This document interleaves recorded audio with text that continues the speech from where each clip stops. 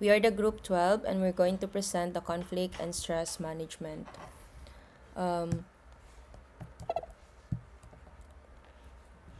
So conflict and stress are inevitable aspect of any organizational setting.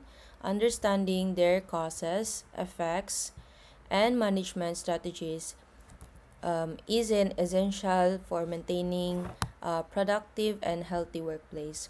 So in this report, we're going to explore the nature of conflict, its organizational determinants, and methods of resolution. It also examines workplace stress, identifying key stressors, and presenting both organizational and individual strategies for effective stress management. So, by gaining insight into these areas, individuals and students can enhance communication, collaboration, and overall performance. So, by the end of this topic, the readers will be able to define conflict and understand its role within organizations, identify the key determinants of organizational conflict, and explain various conflict resolution strategies, understand the concept of stress in workplace and its impact on employees' performance and well-being, also to recognize common stressors that affect individuals and organization, also explore techniques for managing stress and organizational level, and apply effective strategies for individual stress management in professional settings. So before we start, we're going to define first what is conflict, to be given by to be presented by Mr. Sarip. Definition of conflict. Natural and inevitable in organizations, differences in goals, interests, or values, positive conflict, creativity improvement, negative conflict, tension, inefficiency must be managed effectively. Conflict is a natural part of any organization. It happens when individuals or groups have differences in goals, needs, values, or opinions. Since organizations are made up of people with diverse backgrounds and personalities, disagreements are normal and unavoidable. Conflict, however, is not always bad. It can be constructive or positive because it encourages discussion, brings out new ideas, and even improve teamwork and decision making. For example, when team members debate about the best approach to a project, the disagreement may lead to a better solution, but conflict can also be destructive or negative. If it creates tension, misunderstanding, or lack of cooperation among members, this type of conflict lowers productivity and affects relationships in the workplace. The important thing to remember is that conflict should not be feared or ignored. Instead, it must be recognized and managed properly so that it becomes an opportunity for growth and improvement rather than a barrier to success. That's all. Okay, for the determinants of organizational conflict and resolution of conflict, I am calling on Ms. Mardiana to present. Assalamualaikum and good morning. Determinants of organizational conflict and resolution of conflict. Determinants of organizational conflict is an intellectual misunderstanding or disagreement that can occur between colleges or leaders. It means it is a disagreement between two or more organization members. This kind of disagreement or misunderstanding can lead to a lack of cohesion and collaboration in the workplace. Common determinants of organizational conflict. Number one is communication breakdowns. Poor communication or misunderstanding. Communication breakdowns is a situation where there is a failure or interruption in the exchange of information and resulting a lack of understanding or communication between individuals or within group. Number two is role ambiguity. unclear rules or responsibilities. This situation often leads to negative outcomes such as increased stress, job dissatisfaction, reduced performance, and decreased self-confidence. Number 3 is personality differences. Differences in personality, work style, or temperament. Personality differences can have effect on teamwork like decision-making, goals, and priorities. Number 4, different goals and priority, unity and direction within a group. Next po.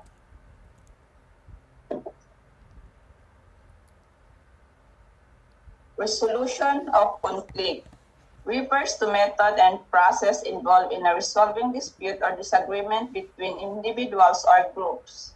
Resolution of conflict, a way for two or more parties to find a peaceful solution to a disagreement among them. Next po.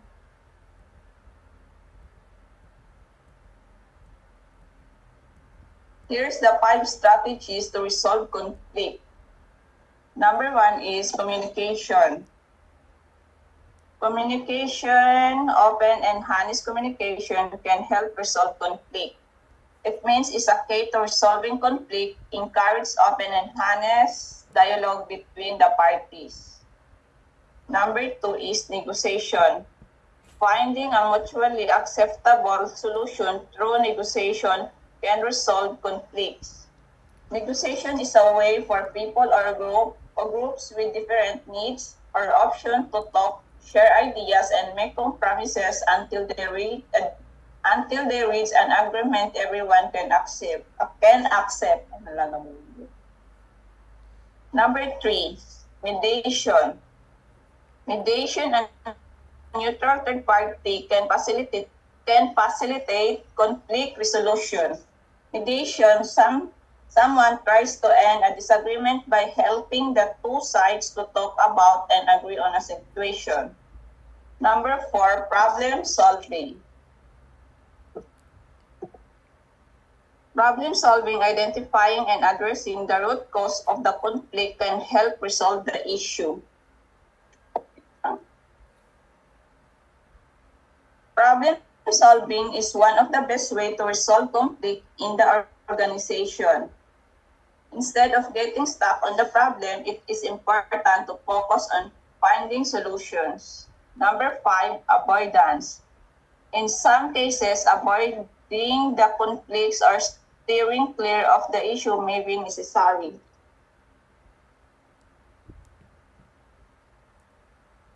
Avoidance, where a person chooses not to address or confront the issue directly. Instead, they may ignore, delay, or withdraw from the situation to prevent tension or further disagreement. Next po.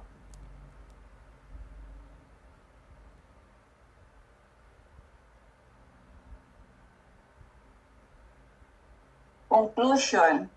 Conflict is inevitable because people will always have different views, ideas, and opinion. Conflict management is the practice of being able to identify and handle conflict sensibly, fairly, and efficiently. Since conflict is an organization or a natural part of the workplace, it is important that there are people who understand conflicts and know how to resolve them. Ito po, next reporter po. Assalamualaikum. My topic is stress organization. I'll read it first and then I'll give my point of view and understanding. Stress is the body's natural response to demands or pressure that exceed an individual's ability to cope.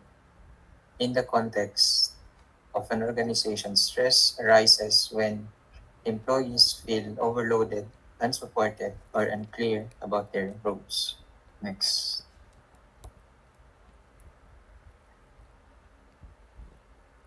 In the workplace, stress often occurs when employees face too many responsibilities, unclear job roles, or tight deadlines without enough support. When this happens, people begin to feel overwhelmed, anxious, and exhausted, which affect both their performance, and overall well-being. In organization, stress can reduce productivity, increase absenteeism, and lower employee morale. It can also create tension among workers and lead to mistakes or poor decision making.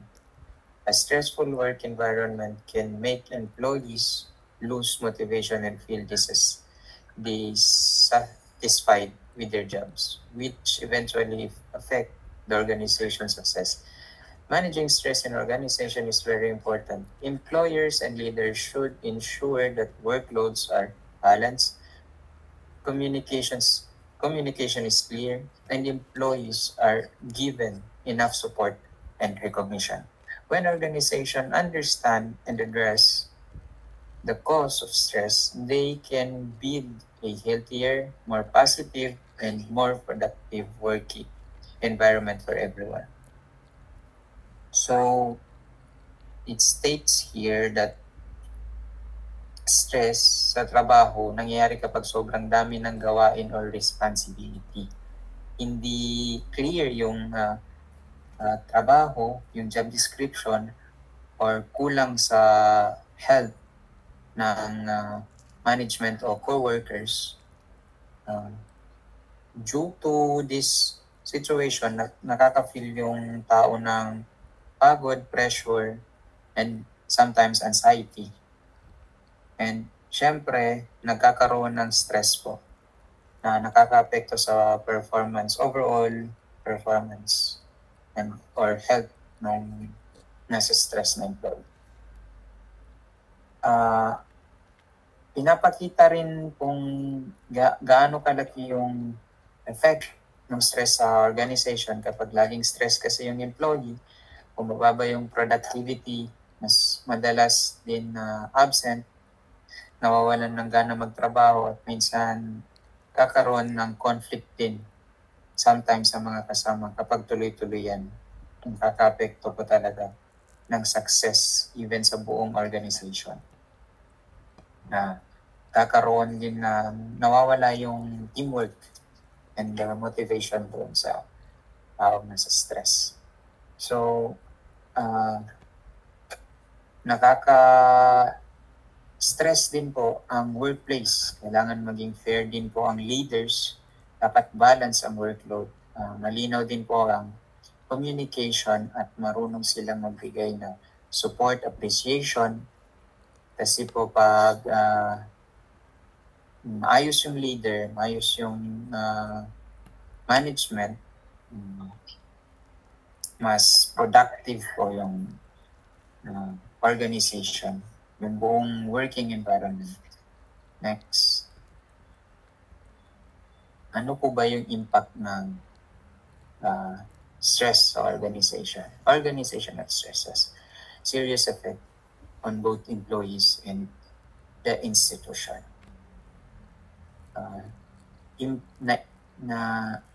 Some impacts are reduced productivity.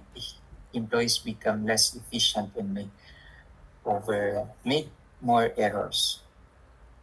Yun nga po, na bumabagal yung trabaho at mas madali silang magkamali dahil pagod po yung mental na yung pag-iisip ng tao, hindi makapag-focus, kaya bumababa yung quality ng output or overall productivity ng organization. Increased absenteeism, nakakadulot din po ng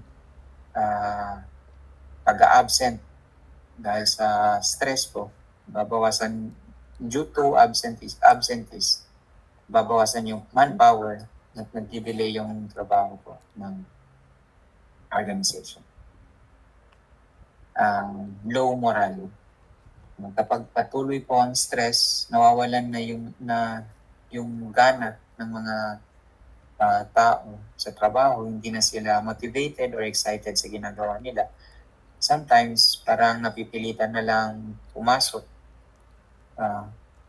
Tapos yung mga nagbibigay ng low energy po yung stress. High turnover. Yung prolonged stress pushes employers to resign and seek healthier workplace. Yun po yung sometimes na malalang mangyari po. Napipilitan ka na lang na mag-resign, tumigil na lang doon sa trabaho due to hindi na healthy yung environment ng trabaho mo. Next po.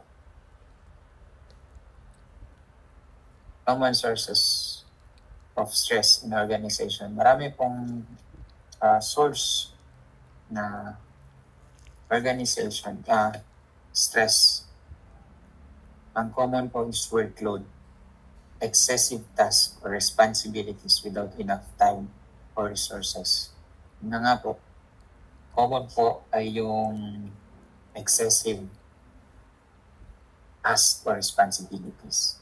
Ibig sabihin po, masyado nang madami yung trabaho, responsibility na ibinibigay sa isang employee, pero kulang naman din po sa alam nung employer na kulang din na isang tao lang, kulang ng manpower, hindi kaya ng isang tao, nakaka-stress po, nakaka-pressure, nakakapagod, nagkaka-cause po ng stress kasi minsan hindi nakatapos yung work.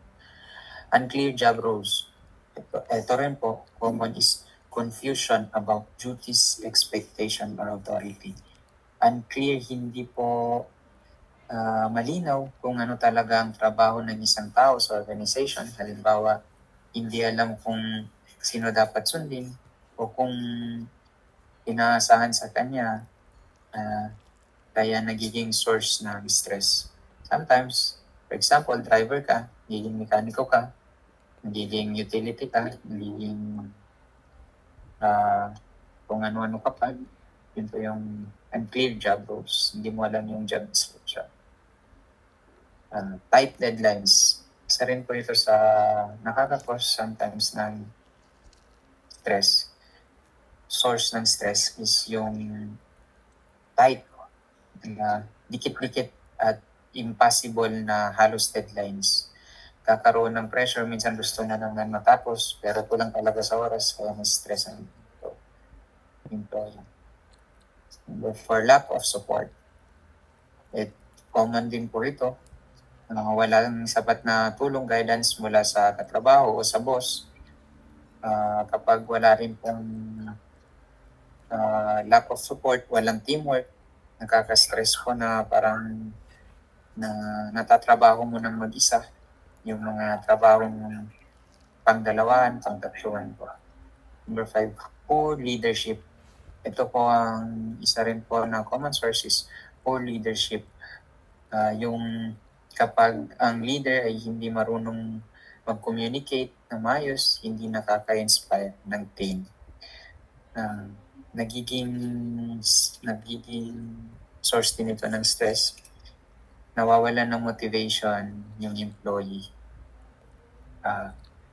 Number 6 is work environment. Ako yung work environment, maingay, masikip, o sometimes nakaka-feel ka ng delikado kapag hindi comfortable o safe ang environment. Yan po nakaka-stress din sometimes. Eustress versus stress, distress, parang expo, no? Next, ma'am.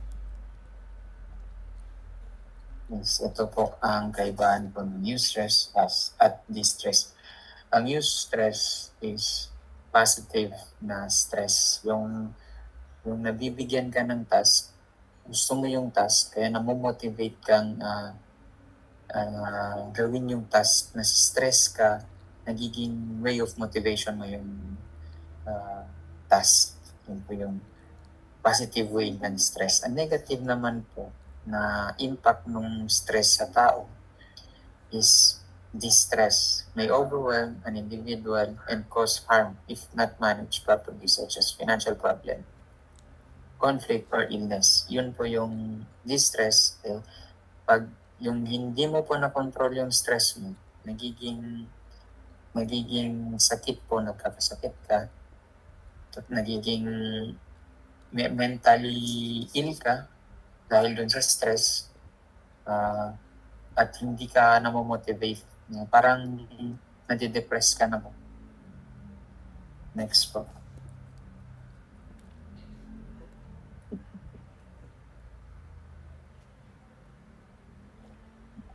Conclusion. And part of my report was conclusion. Stress in organization is unavoidable, but it can be managed. If not addressed, stress reduces performance and harms employees' well-being. However, when organizations provide support systems where leadership and healthy work environment, stress can be transformed into positive energy that drives productivity. Ang stress po kasi is normal response po ng body.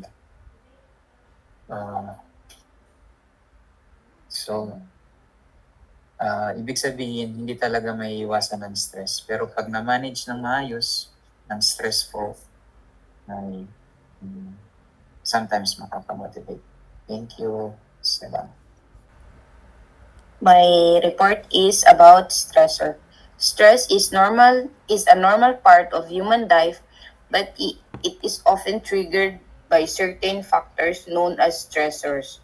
As stressors refers to any event, situation, or condition that causes a person to experience stress. In other words, stressors are the external or internal triggers that disturb a person's balance, leading to physical, mental, or emotional reaction. While stress itself is the body's response, the stressor is the cause behind it. Next, ma'am.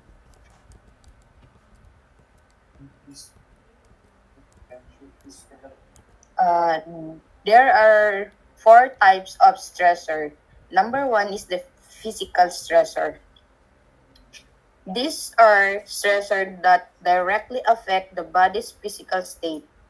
Example include lack of sleep, poor nutrition, physical injury, illness, extreme temperatures, noise pollution, and exhaustion from overwork. Ang physical stressors is ito yung mga direktang nakakaapekto sa ating katawan. Kasama na dito ang kulang sa tulog, yung may sakit, poor nutrition, sa mga maiingay, sa environment mo na maingay, yan, physical stressor yan. Number 2 is psychological or emotional. These stressors are related to thoughts, feeling, and emotion. Ang emotional stressors naman is, ito naman ay kabilang dito yung mga pag nagigilty tayo, pag ina-anxiety tayo, or di kaya pag natatakot tayo sa isang bagay, yan, nakaka-stress yan. Yan yung emotional stressors. Pangatlo is ang environmental stressors. The environment where a person lives, works, or studies can also contribute to stress. Ang environment naman is, ito yung sa traffic, pag sa crowded na places, tapos yung mga delikadong lugar, yan, environmental stressor yan siya. Pang-apat is ang social stressor. These come from interaction and relationship with other people. Ang social naman is ito yung pag may problema ka sa pamilya or may mga alitan ka sa kaibigan mo, minsan yung binubuli ka or problema sa pera or sa trabaho, yan mga social stressor yan siya. Next, ma'am.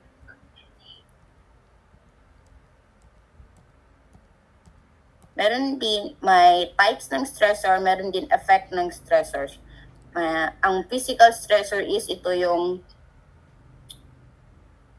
yan yung masakit ang ulo, pag napapagod ka, pag may problema ka sa pagtulog. Yan, physical stressor yan siya na weak niya yung immune system mo. Pangalawa is ang emotional stressor. Ang emotional naman is nakaka-affect ito sa ating damdamin, maaaring maka-feel ka ng na-anxiety, naiirita ka kahit sa mga maliit na bagay, bigla ka na lang may irita. Ang mood mo, bigla na lang yan yung bigla ka na lang mapipikon sa mga kahit maliit na bagay lang. Minsan bigla ka na lang malulungkot, yan, emotional stressor yan siya. Pangatlo is ang cognitive. Cognitive is yan yung may hirapan ka mag-concentrate sa isang bagay. Minsan nagiging makakalimutin ka na rin.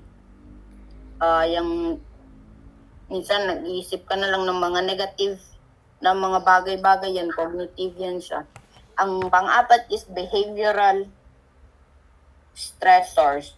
Ito naman ay yung pabago-bago ng ating eating habits, minsan yung mga unhealthy na gawain, yung pagpaninigarilyo, pag-iinom ng mga alak, yan, behavioral effect yan siya ng stressor. Next one. Conclusion. Conclusion. In summary, stressors are the causes of stress and they can come in many forms: physical, psychological, environmental, or social. While some stressors may help motivate individuals to perform better, others can negatively affect health and overall well-being. Recognizing the different types of stressor and understanding their impact is important too, so that individuals can develop healthy coping strategies and maintain balance in life. Thank you. So, about to report about managing organizational stress. Stress in a workplace is not only an individual concern, it is also a significant organizational issue. Organizational stress refers to the collective pressures and strains experienced by employees due to how the organization operates. So, unlike the personal stress, which is often caused by individual problems, organizational stress is caused by the way an organization is managed, its structure, culture, and the environment in which employees work. So, managing organizational stress involves the strategies, policies, and practices that organizations implement to create a healthy, supportive, and resilient work environment. So, in this report, I will discuss what causes organizational stress, how it affects employees and the organization itself, and what organizations can do to reduce or manage it. So, effects of organizational stress affect both employees and company. So, how does it affect the employees? It affects on employees by physical problems like headache, fatigue, insomnia, emotional issues such as anxiety, low morale, and burnout, reduces job satisfaction and motivation. So, for example nito, yung mga sinabi kanina ng kasamahan ko na pag may stress in person, nare-reduce yung trabaho natin, yung motivation natin magtrabaho, yung moral natin.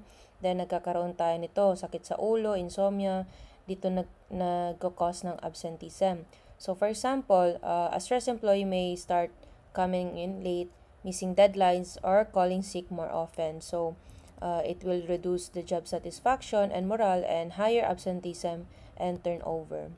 Sa organizational naman, it will lower the productivity and performance of the organization kasi nga yung mga employees natin nabibuild up na yung stress nila and they cannot manage it, and then high employees turnover and absenteeism, and worst case scenario ay yung pag-resign gaya nung example nung kasamahan ko kanina. Then more conflicts among coworkers. So ito na yung hindi na nagkakaunawaan lahat, nag-aaway-away, wala ng communication. May communication man, more on misunderstandings, more on conflict ang nangyayari. And then negative company image. So, usually ito na yung naririnig natin na parating nag-hire yung isang company or isang organization kasi nga maraming nagre-resign. So, ang magiging cause nito ay magkakaroon ng poor reputation and employer brand yung isang organization. and then magkakaroon din ng increased workplace conflict. So, strategies on how to manage stress in the organization. So, it will require a proactive, systemic approach that addresses both the root causes and daily stressors of employees facing. So, number one po doon is you promote healthcare, promote health work environments. So, organizations should build a culture where employees feel respected and supported. So, for example, nito is foster a culture of respect, inclusion, and support. For example, yung mga Christian, susuportahan natin sila na kapag holiday nila, wala silang pasok. Kapag kung sino man ang namatayan sa pamilya, hindi i-excuse natin. And then, yung mga Muslim na rerespetuhin natin yung kasuotan nila na they're wearing hijab. Encourage teamwork rather than cutthroat competition. So, instead na feeling natin, kakompetensya natin, kasamahan natin, so tutulungan natin yung kasamahan natin na lalong mapadali ang trabaho or lalo tayo magkaroon ng productive work para meron tayong magandang output. Next is to improve communication channels. So employees should understand their responsibilities and how their work contributes to the company. So, number one dito is you clearly define job descriptions and performance goals.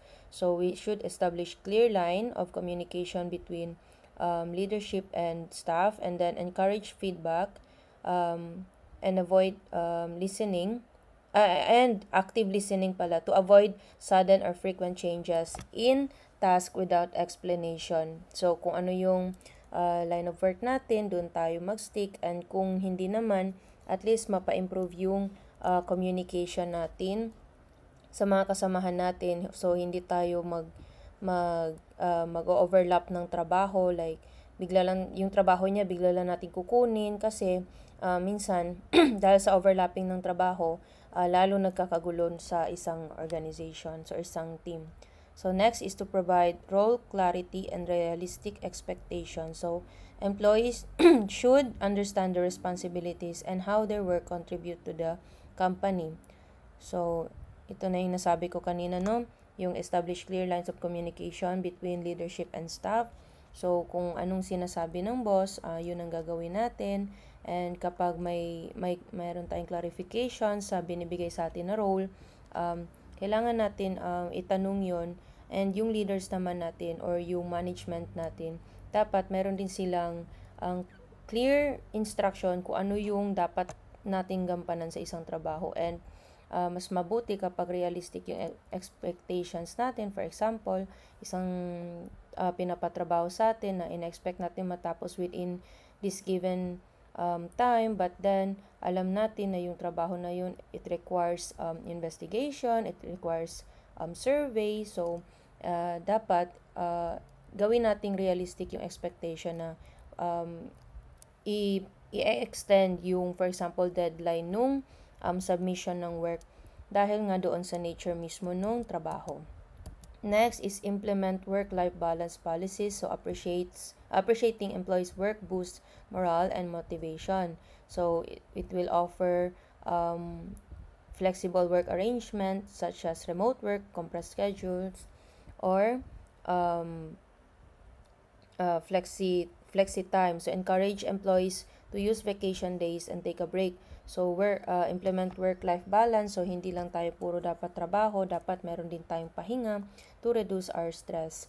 And para maka-relax naman tayo paminsan-minsan, maiwasan natin yung tinatawag na burnout. Next is to provide training and stress management resources. So, dito tayo magkakandak yung HR natin ng workshop on stress management, time management, and resilience. And then, offer access to mental health professionals or employees assistant programs. So, mga HR natin, dapat meron silang pa-activity na para magkaroon ng distress ang organization, or at least man lang mabawasan yung stress ng employees natin. Malaman nila kung paano nila mamamanage yung stress, or pwede rin yung activities na kahit na may trabaho, at the same time, kino-collaborate sa yung, for example, having fun, such as yung team building, yung mid-year annual assessment na may konting palaro, ganun na may example. Next is recognize and reward effort. So, acknowledge hard work and achievement regularly. So, ito na yung binibigyan natin ng parang employee of the month, employee of the year, yung mga employees natin para naman mapa-feel natin sa kanila na we acknowledge their efforts and napapansin natin yung hard work na ginagawa nila para sa company. And then use both monetary or non-monetary reward to boost morale. So, yun na nga, pwedeng employee of the month, offered wellness program, pwede natin sila i-offer ng added break times, reduce all quotas. For example, yung deadline nila, pwedeng i-move para naman maiwasan yung employees burnout. And mapafeel natin sa employee na dahil sa hard work nila, nagiging mabuti yung organization. So, at least may reward sila. Lastly is yung train managers to identify and address stress. So, a call center had a high turnover because employees were stressed by long hours, strict monitoring, and lack of recognition. So, after a company-wide survey, the management made some changes such as ito nga, i-reduce yung quotas, dadagdagan yung mga break times nila, offered wellness programs, create employee of the month, same doon sa recognition ng recognize and award effort. So, ito yung mga kumbaga pa kasagutan or solusyon para mabawasan or ma-manage ang stress ng employee sa organization. So, in conclusion, managing stress in a workplace is not just helping individuals cope, it's about changing how the organization operates. So, when stress is caused by unrealistic expectations, bad communications, or toxic environment, it becomes an organizational issue. So, by promoting healthy culture, supporting employees' well-being, and improving management practices, organizations can reduce stress, improve productivity, and create a workplace where people are happy to work.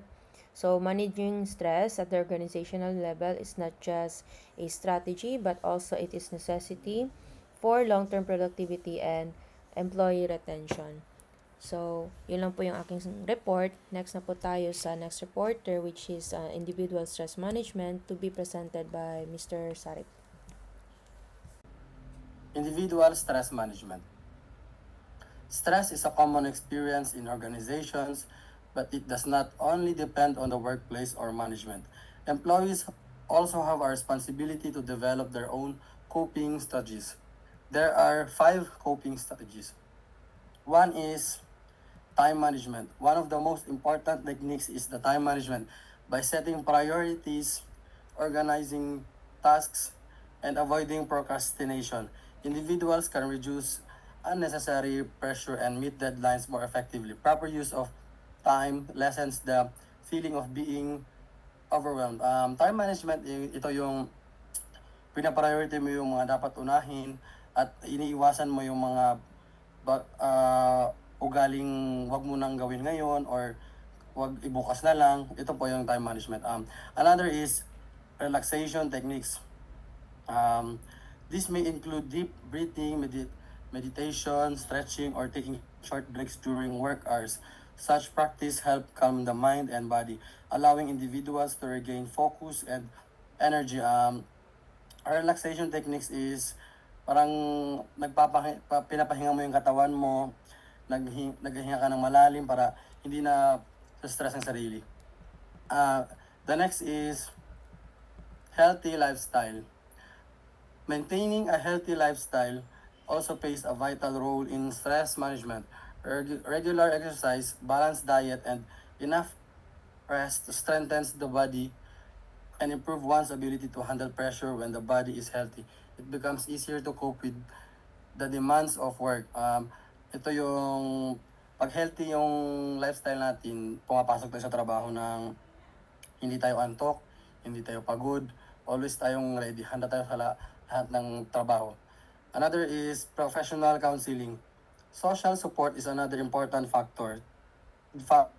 Or trusted colleagues can provide emotional comfort and practical advice. Sharing problem lightens the burden and prevents isolation. In cases where stress becomes overwhelming, seeking professional counseling or guidance is a healthy step to recovery.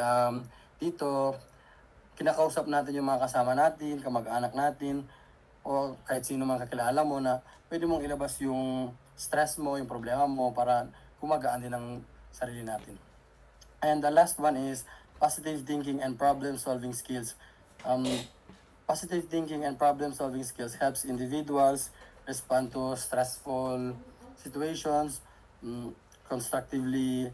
Instead of focusing on the problem, individuals learn to look for solutions and opportunities which reduces anxiety and builds resilience. Ito yung bagay-bagay na kahit may mga problema na pero humahanap ka pa rin ng solusyon, positive ka palagi, positive ang pag-iisip natin. And in conclusion, individual stress management empowers employees to take control of their own well-being, while organizations should provide systems to reduce stress. Individuals who actively practice these strategies are more likely to maintain balance, achieve higher performance, and contribute positively to the workplace. So, thank you po. Ito po yung reference namin po. sa ginawa naming report. So, this is presented by the Group 12, by Sakib, by Mardiana, Raja Pandalat Muhammad, Salipada Shalea, Sarif Yusuf Hakim, and Sindatok Siti Arifa. Thank you po.